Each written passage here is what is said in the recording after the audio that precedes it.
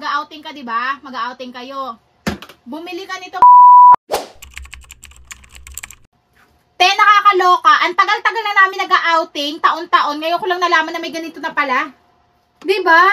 Hindi nyo rin alam kung ano to, no? Nasabi ko sa inyo, para-paras tayo, te. Ayan, ngayon ko lang din nalaman. So, hindi tayo maglalaba for today's video, mga mare, kasi alam nyo ba kung anong laman ito?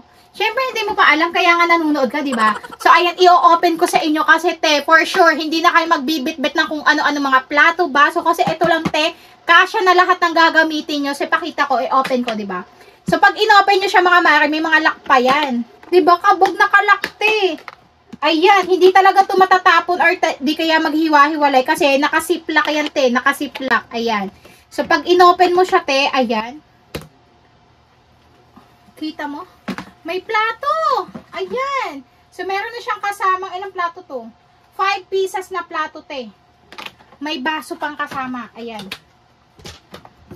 6 pieces yung baso nito, mga mare. Ayan. Ang ganda pa ng kulay, te. Aesthetic.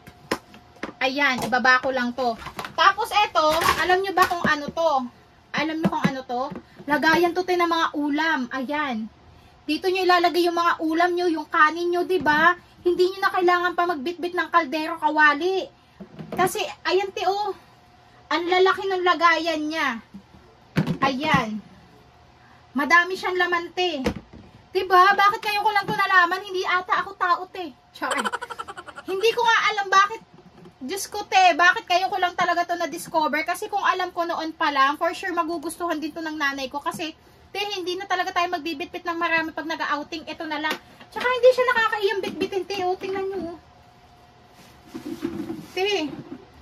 Slayable pa din, te. Kahit bitbit ng ganito. Oh.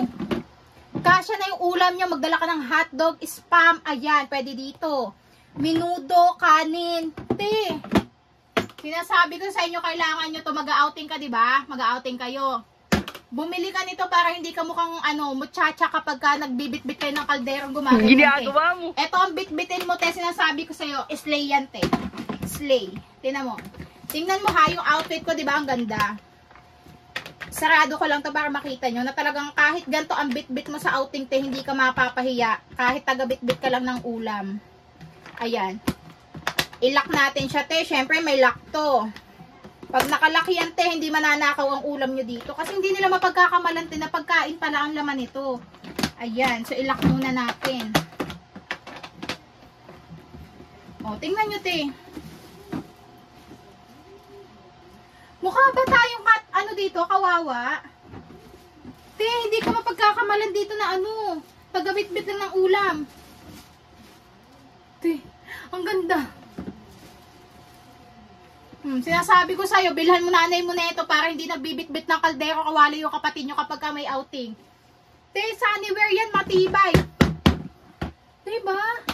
Ang ganda nito, mga ante ko. Pero alam ko, sold out na yung ganitong kulay, mga ante, dyan sa TikTok shop. Pero kung gusto niyo yung ganitong kulay, yung beige, meron siya dyan sa aking bio, guys. Nasa profile ko, nasa orange app. Ayan. Doon nyo i-click kung gusto niyo yung ganitong kulay.